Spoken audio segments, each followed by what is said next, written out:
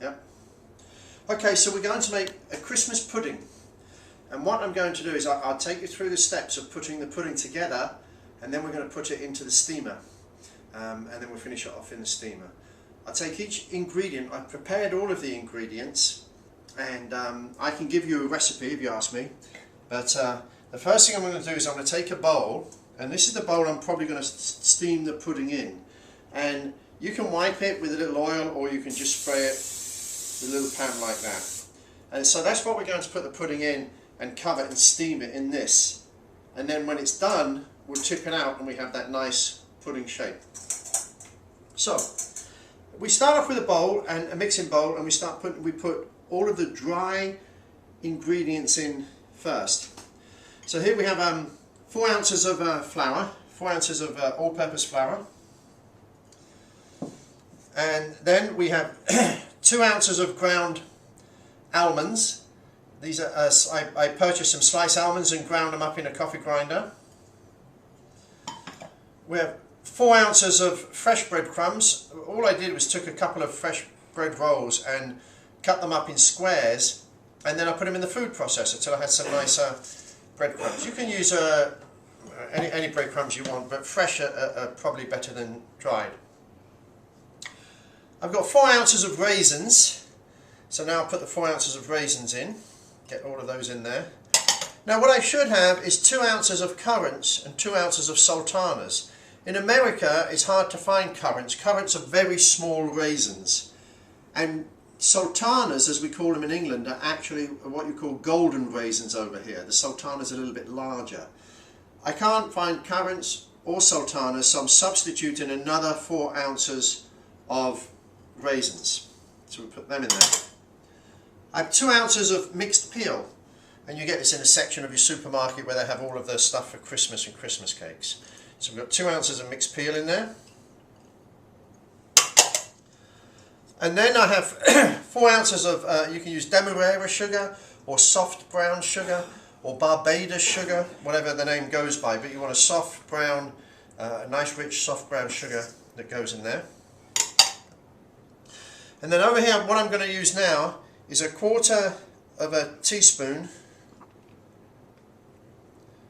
of ground cloves, 1/4 of a teaspoon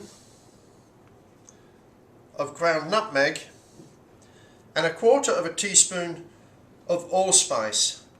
In the UK we have something called mixed spice, but you can't find that in the States, so I'm using allspice. 1/4 of a spoon of that. And then traditionally, hold on, first I'm going to put just a pinch of salt in there. Traditionally we use suet. It's very difficult to find suet. Even butcher shops don't have suet nowadays. So I've taken 1 stick of butter, which is 4 ounces of butter, and cut it up into small squares. And we're going to put that in there. And now all of this needs mixing together. You can do it with a spoon if you like, but the best way really is with your hand. So we're going to take all this and mix it in together, and it's like the old-fashioned way of when you made pastry. If you made you ever made pie dough or anything like that, you mixed it with your hands. So what we're doing now is the fat, in this case the butter, traditionally the suet, is actually going to shorten the flour. So we just keep rubbing that together. Let me use 2 hands because it will go a lot quicker. And the technique to use is palms up, and you do your fingers underneath, and then rub your thumbs from your small finger to your pointing finger. And that squishes the fat into the flour and it shortens it. And that's what we want to do. We want to make it nice and short. So we keep doing that until it's all the fat is, all of the butter is non-identifiable and everything is well mixed. I can still see some big lumps of butter or some small lumps of butter in there. So I keep mixing it and keep mixing it. As I mix it, the technique is it starts clumping together. And if you can get in the bowl there, you can see it starting to go in lumps. See, you can almost mush it together like that. And now what we're going to do is that's well incorporated now. It seems fairly well incorporated. Now I'm going to add the liquid ingredients. I'll make a little well in the middle, so this is going to get quite drippy. And what I have is, I have here the zest and the juice of a small orange. I have the zest and the juice of half a lemon. Let me get all that zest in there. 2 large eggs beaten together. You don't scrape it down, you see you're missing all of that liquid there.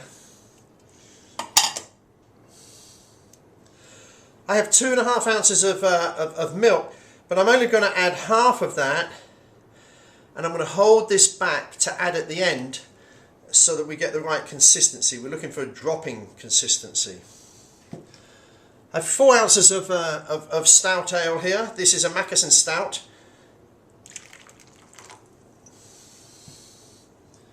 And I've got 3 ounces of brandy. This is a reasonable brandy. We'll put that in there. And now what I'm going to do, you can see we've got this well in the middle with the liquid, the dry ingredients on the outside. I'm going to spread my fingers and just go around almost like a mixer and incorporate all that together.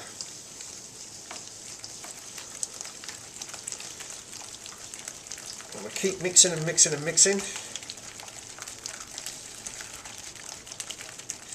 And that's all incorporated together. It's going to be absolutely luscious.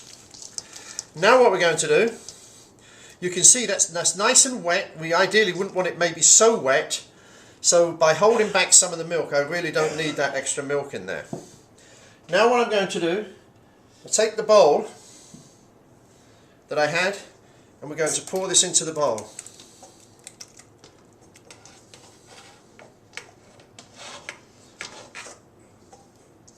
Make sure we get everything in there.